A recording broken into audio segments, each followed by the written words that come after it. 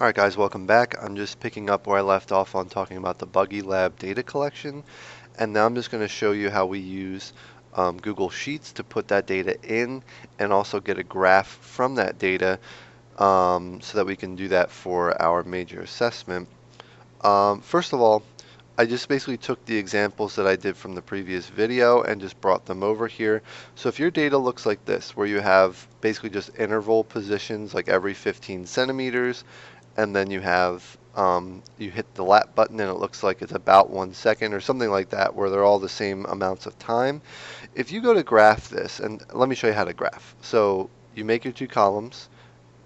Usually you put your independent variable here and your dependent variable here.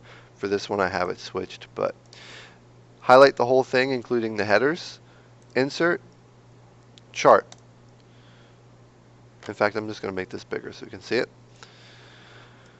The first thing it's going to give you is usually a bar chart, or a column chart, which is not usually what we want. In fact, the most common one that we use, if you click column chart here and scroll down, is the scatter chart. We almost always use that. For this one, because it doesn't quite understand what we want, it's giving us both position and time. We want it to be time on the x-axis and position on the y. So I'm going to come down here. It says x-axis. It doesn't even have an x-axis. It says add x-axis. So I'm going to add the x-axis, and I'm going to highlight just what I want for the x-axis and hit OK. And then I'm going to get rid of this time here. How do I do that?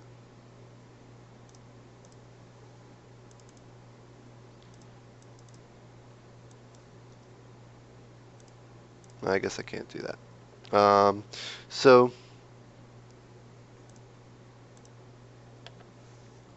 You can see, actually, well, it's not really working out very well, but my point with this one anyway is that this isn't going to graph well, because even if you were to graph this, the position, the y, is going to stay the same at 15, so they're all going to be at this line, and it's going to go from just like this, actually. It's going to look like position as a function of time, so it's going to just look like that, which does tell you that it's moving constantly, but this is not a really great way to graph it. So I would not graph it like this. If you have your data like this, I would ask that you put it in this form here like this. So let's go ahead and look at this one. So when I insert chart, again it gives you the column chart. You want to change that to the scatter chart, and you can see it looks like a nice line there. So the question is, how do we do that? Well, we hit customize over here, click series, and scroll down.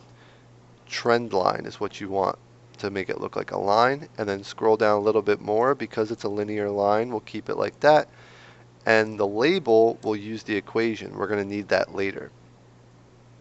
The other thing I want to look at here is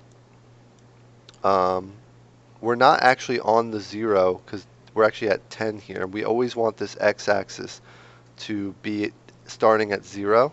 So if you actually come over here to this, still in customize, and you click horizontal axis, or if you just click this, the axis itself, it'll come up automatically over here, and you just change the minimum value to 0, because we always want it to be 0. Now you can see it goes right through that 0. Looks really nice, and that's a great graph. The only thing about this graph is that we usually actually want the time on the x-axis, so we're going to switch that in a second. I'll show you how to do that. I'm sorry. Alright, so to switch it, I think the easiest way to switch it is to just recreate it. And I'm just going to copy it and then just switch the columns like this. And so I'm going to delete this to show you the example. So I'll highlight this now that I've switched it. Insert chart. Again, change the chart to a scatter chart. Keeps doing this to me. Well, let's do this then. So what's happening is it's plotting both series and it's not adding an x-axis. So what I'm going to do is I'm going to try this first. I'm going to insert Just highlight one of the columns, insert chart, customize. I want the type of chart to be a scatter chart. So I'm going to add an x-axis here, and now I'm going to put the time in. Perfect. Okay. So I guess if that ever happens to you, just start over, only select one column, and then add the X column later. We're going to customize this to make it start at 0, minimum value 0, whoops. And then we're going to click series to add the trend line and the use equation. So now I can see the equation of this graph, and this is what I'm going to be expecting from you for the major assessment. So you're going to need to be able to do that. Finally, I have this graph, which is the last one where you have time as the independent variable. I'll try selecting both here. Customize. We want a scatter chart. Yeah, you're going to have to select the one. All right, well, my time's up because the bell just rang. I'll see you in a little bit, and hopefully that helped to explain how to make a chart in Google Sheets.